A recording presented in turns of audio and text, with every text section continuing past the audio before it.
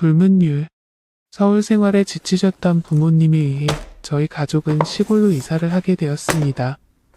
처음에는 낯선 환경에 힘들어했지만 시골 생활에 금방 적응한 저는 학교 친구들과도 꽤 친하게 어울려 지냈습니다.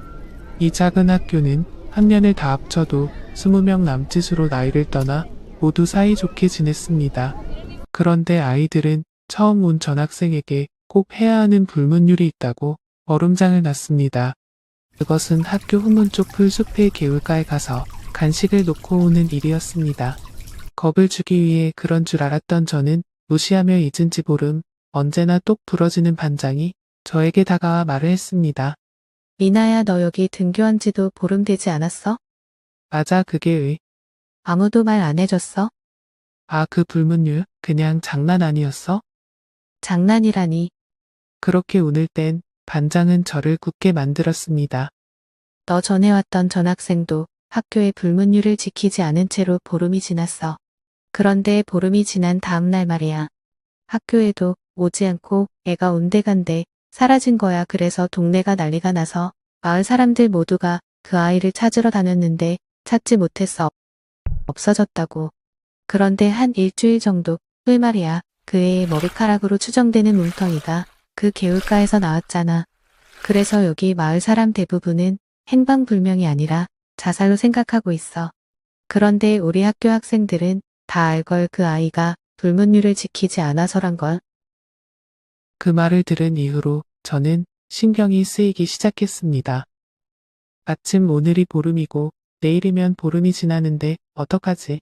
학교의 미신이라고 하기엔 반장까지 찾아와서 말을 하는 것을 보니 그냥 넘어갈 일이 아닌 것 같은데. 그래서 저는 학교가 끝나고 불문율을 지키러 가야겠다고 생각했습니다. 학교가 끝나고 어스름해질 무렵 저는 과자 한 봉지를 들고 학교 후문으로 향했습니다.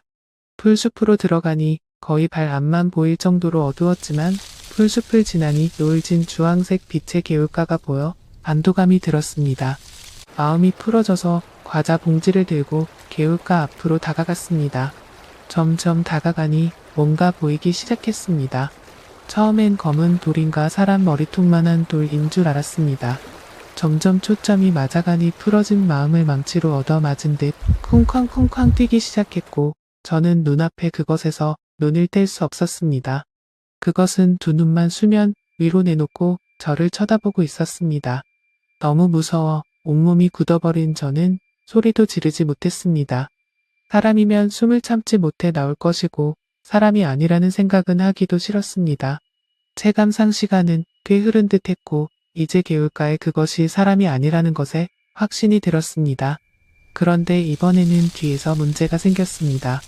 등 뒤에 풀숲을 거칠게 가르고 다가오는 인기척이 느껴졌습니다. 온몸의 감각이 곤두서 있던 저의 뒤에서 여자의 목소리가 들렸습니다. 아, 멍청해. 개울가에 가까이 가면 나오라고 했잖아. 그것은 반장의 목소리였습니다. 아마도 물속에 그것에게 하는 듯한 말에 저는 과자 봉지를 개울에 집어던지고 뒤를 돌아 반장의 모습을 보고 저는 숨이 멎을 뻔했습니다. 눈앞에 보이는 것은 물을 뚝뚝 흘리며 젖은 교복을 입은 몸통이었고 목 위에는 얼굴이 없었습니다. 정확히 말해서는 코 위부터 없는 모습의 사람의 형상을 한 무언가였습니다. 너무 놀라서 몸은 굳어버렸습니다. 그런데 그 몸통은 손을 휘저으며 말했습니다. 어디야, 어디에 있어. 물에서 나와서 봐달라고. 그러더니 정말 뒤에서 첨벙첨벙하는 소리가 들리는 것입니다. 이대로는 안 되겠다. 지금 움직이지 않으면 꼼짝없이 잡힐 거야. 괴성을 지르며 몸통을 밀친 저는 내달리라 했지만 뒤에서 느껴지는 엄청난 힘에 의해 뒤로 자빠지고 말았습니다. 그 몸통은 저의 머리를 틀어쥐고 이렇게 말했습니다. 너도 머리가 기네. 크크크크. 반장 맞지? 나 불문율을 지켰잖아. 근데 왜 이러는 거야? 불문율. 그래, 우리 학교에는 불문율이 있지. 근데 너는 불문율을 어겼어. 무슨 소리야? 개울가에 과자를. 우리 학교의 불문율은 학교 뒤 개울가에는 혼자 가지 말 것이야. 그 말을 들으니 처음 학교를 등교하던 때가 떠올랐습니다. 학교 선생님이 저를 소개해주고 저는 빈자리에 앉았고 조례가 끝난 뒤 앞에 앉아있던 친구가 뒤돌아 저에게 말을 걸었습니다. 너 이 자리, 누구 자리인 줄 알려줄까? 처음 본 사이인데 살갑네. 누구 자리였는데? 그게 우리 학교에 불문율이 있는데